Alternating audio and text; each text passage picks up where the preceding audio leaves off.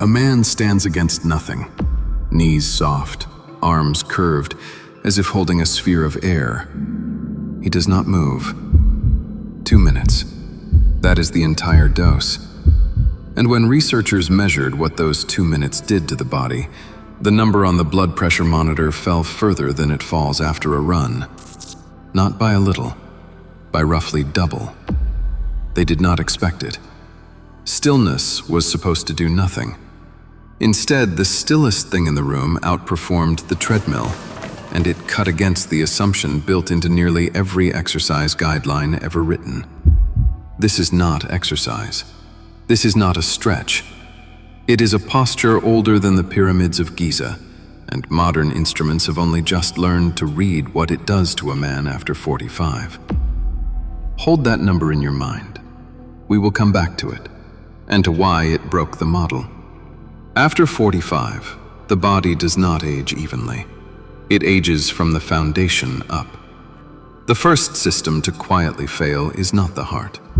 It is the postural network, the deep stabilizing muscles along the spine and legs, and the nerve signals that report where your body is in space.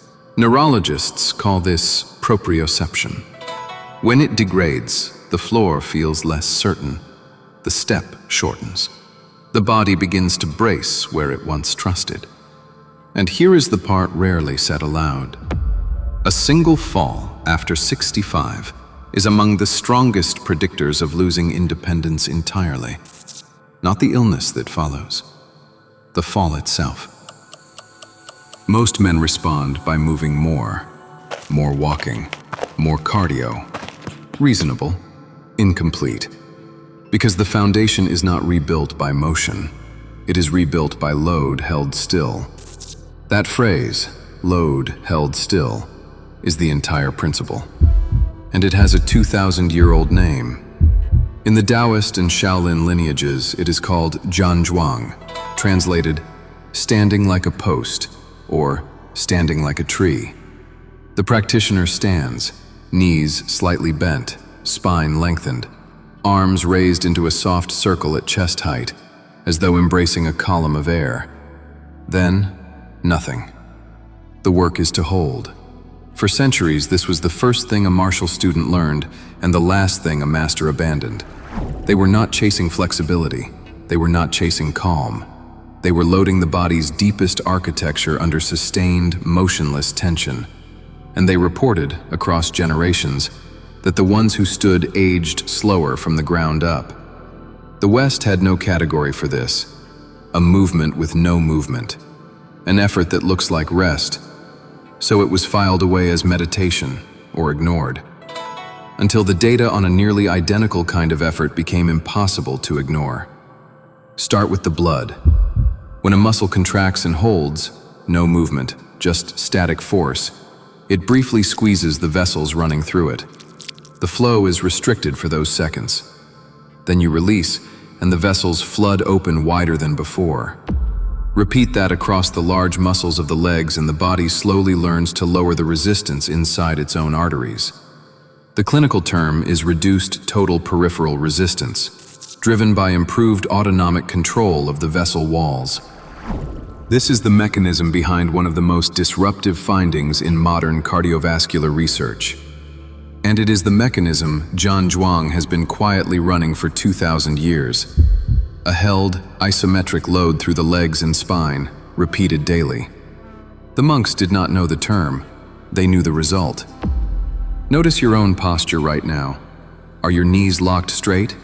Is your weight dumped back into your heels? That is the opposite of this. Soften the knees just a few degrees. Feel the thighs quietly switch on. That single adjustment, that is the entire principle in miniature. Now the number I promised you.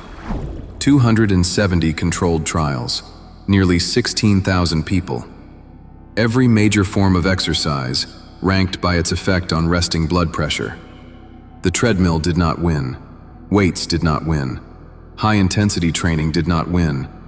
The winner was a held, motionless contraction, a muscle braced and still. Against running, the drop in the upper number was close to twice as large.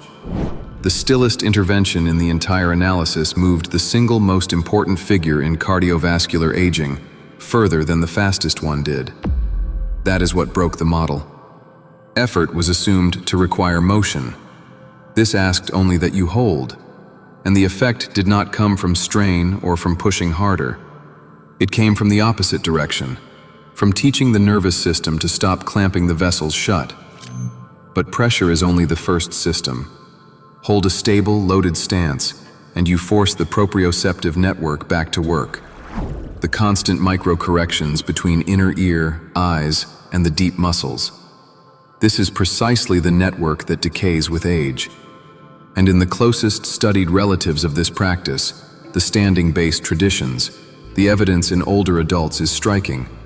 Roughly a 1/4 reduction in the risk of falling. Then there is the mind. When researchers placed sensors over the foreheads of standing meditation practitioners and read the blood flow in the prefrontal cortex, the posture produced a measurable, organized shift. Not drowsiness, but a focused, alert quiet. Pressure, balance, attention. 3 systems that fail with age, addressed by one posture that needs no equipment, no floor space, and no movement at all. The only question left is how it is held, and it begins with where you place your feet. Here is how it is held. Read it once, then stand and practice it with me. Feet shoulder width, parallel, as if standing on 2 train tracks. Spread the weight across the whole foot, not the heel, not the toe. The point between, just behind the ball of the foot, is where the old texts place the body's root. Soften the knees.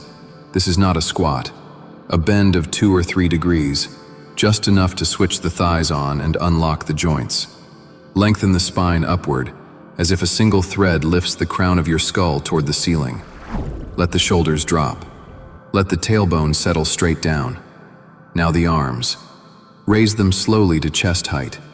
Elbows pointing down and out, palms facing your own chest, fingertips nearly touching. The shape of holding a large, weightless sphere against your body. The lineages called this posture embracing the one. Then breathe low and slow, down into the abdomen, not the chest, and hold the shape. Within 30 seconds, you will feel heat build in the thighs and a faint tremor in the arms. That tremor is not weakness. That is the deep, stabilizing muscle being recruited, many of them for the first time in years. Do not fight it. Do not lock out. Breathe into it and hold. Begin with 60 seconds. Build over weeks toward 2 minutes. That is the entire dose. No more is needed. Held once a day, the body moves through a sequence that is almost predictable. Day 1. 90 seconds feels impossibly long. The thighs burn. The arms shake and drop early. This is your baseline, an honest measure of how far the foundation had quietly weakened while nothing seemed wrong. Day 7. The tremor begins to settle. 2 minutes becomes possible. And the first change most people notice is not in the legs at all.